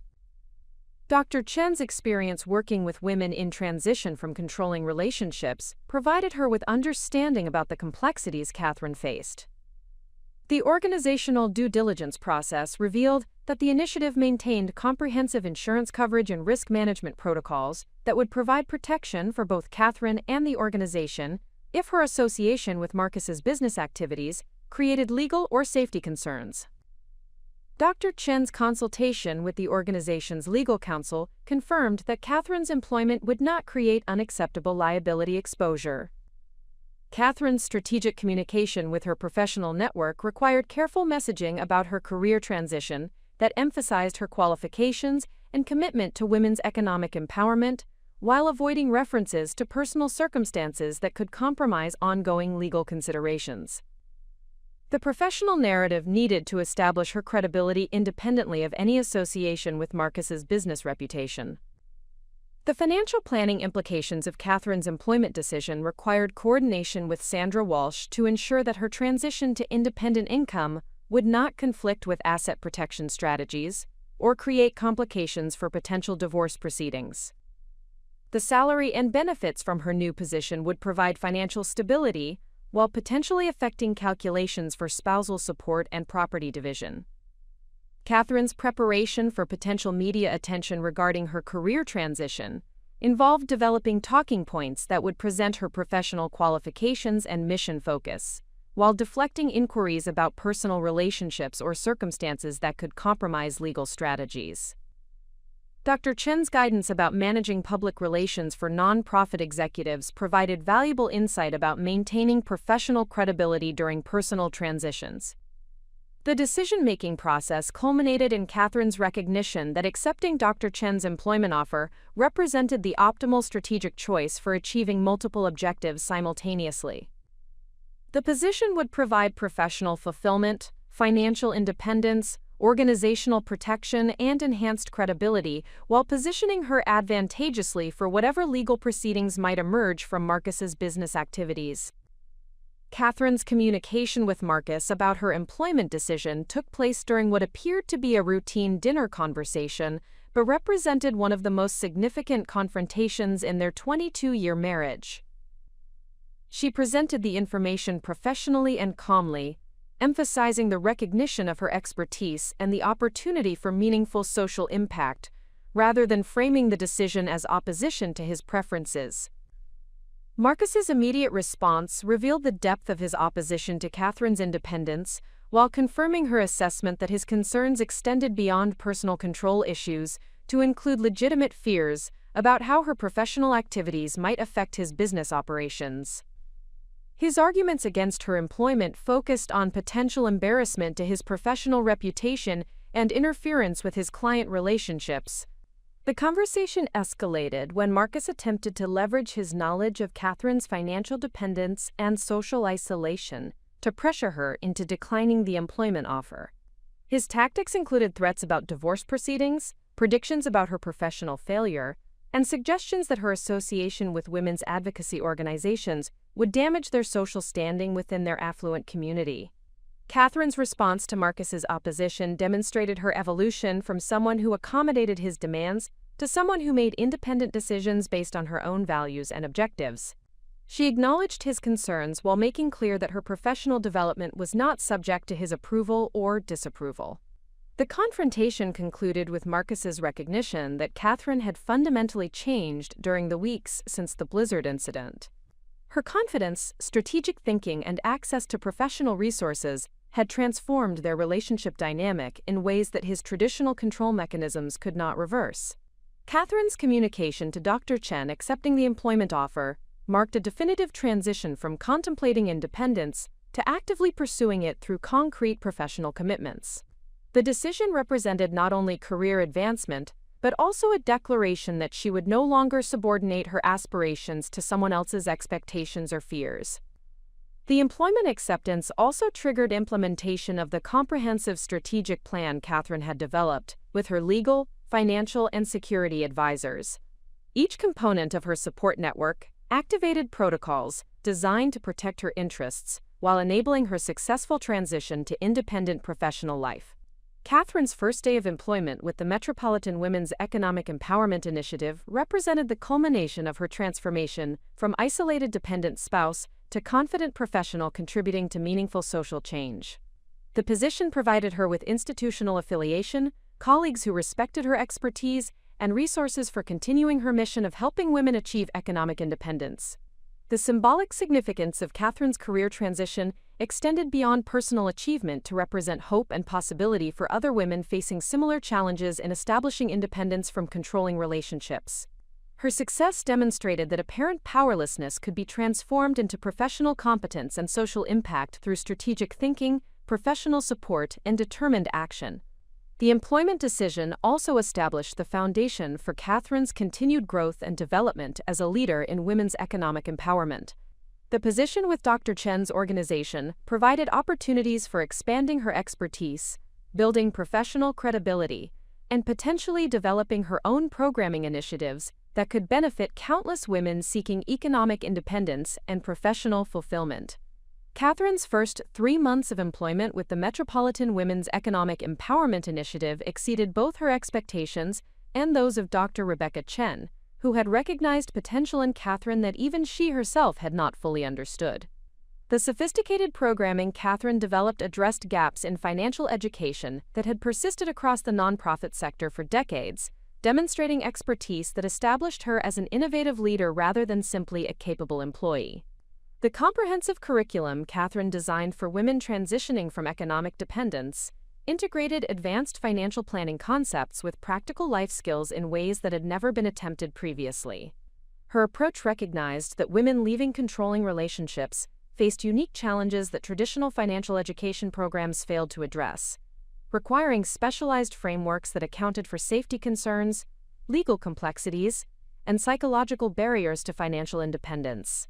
Catherine's first major project involved developing a 12-week intensive program for professional women who had extended career interruptions due to family responsibilities or relationship dynamics.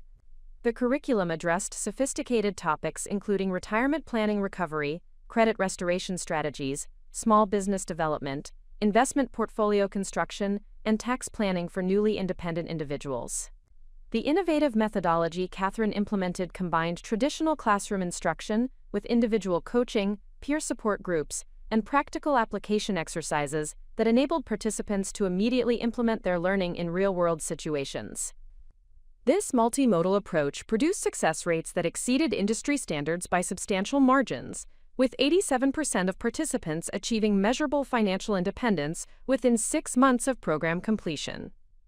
Catherine's program development incorporated cutting-edge research from behavioral economics and financial psychology that explained why conventional approaches to financial education had failed to produce lasting behavior change among women facing major life transitions.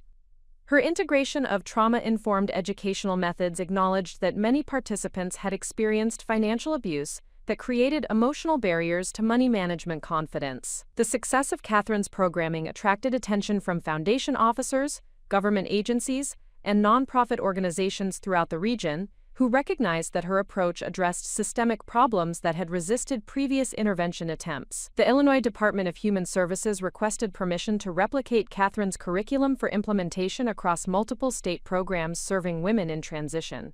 Catherine's professional visibility expanded rapidly as word of her innovative programming spread through professional networks and academic conferences. The National Association of Financial Educators invited her to present her methodology at their annual conference, while the Journal of Financial Counseling and Planning requested an article describing her integration of trauma-informed approaches with traditional financial education frameworks. The media attention surrounding Catherine's work positioned her as a thought leader in women's economic empowerment, while establishing her credibility independently of any association with Marcus's business reputation. Feature articles in nonprofit sector publications and interviews with local news organizations presented Catherine as an expert professional whose insights could benefit women facing similar challenges nationwide. The professional recognition Catherine received validated her decision to pursue independent career development, despite Marcus's opposition and the complex personal circumstances that had created uncertainty about her future. The success demonstrated that her academic credentials, practical experience, and innovative thinking had retained their value despite years of underutilization in supporting Marcus's business activities. Catherine's collaboration with Dr. Chen evolved into a true partnership that leveraged their complementary expertise to expand the organization's impact significantly. Dr. Chen's policy background and institutional relationships combined with Catherine's program development skills and grassroots experience to create programming that addressed both individual needs and systemic barriers to women's economic advancement. The organizational culture at the Metropolitan Women's Economic Empowerment Initiative provided Catherine with professional fulfillment that had been absent during her years of supporting Marcus's business development. Her colleagues recognized her contributions, sought her input on strategic decisions, and provided encouragement for pursuing increasingly ambitious programming objectives. Catherine's financial independence through her employment salary eliminated the economic dependence that had constrained her choices throughout her marriage to Marcus. The regular income, comprehensive benefits, and professional development opportunities provided security that enabled her to make decisions based on her values and objectives, rather than financial necessity or Marcus's approval. The professional networking opportunities that emerged from Catherine's success expanded her connections throughout the nonprofit sector, academic community, and policy organizations that focused on women's economic empowerment. These relationships provided ongoing support for her career development, while creating opportunities for collaboration on increasingly significant projects. Catherine's expertise in financial education began attracting consulting opportunities from organizations that recognized the unique value of her approach to serving women in transition.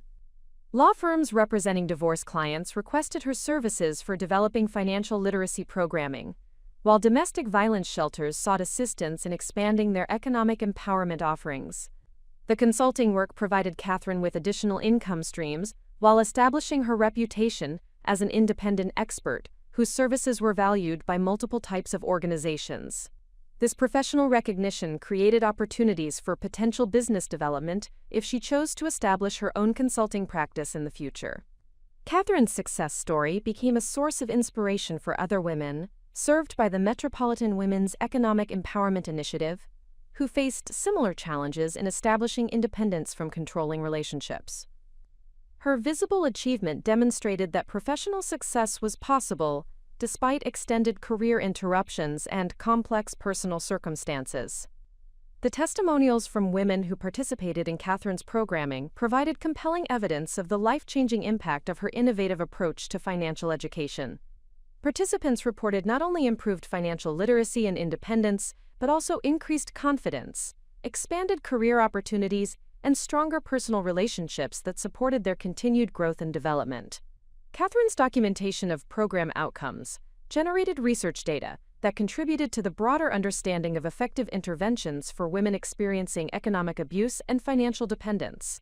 Her collaboration with academic researchers produced peer-reviewed publications that established her as a serious contributor to the scholarly literature in her field. The policy implications of Catherine's work began attracting attention from legislators and government administrators who recognized that her approach could inform the development of more effective public programs serving women in transition. Her expertise positioned her to potentially influence policy development at state and federal levels regarding economic empowerment programming and funding priorities. Catherine's professional success created opportunities for advancing beyond her current position to roles with greater responsibility and broader impact. Dr. Chen indicated that Catherine's performance qualified her for promotion to Senior Associate Director within 12 months, with potential progression to Executive Director as Dr. Chen transitioned to her planned policy research position.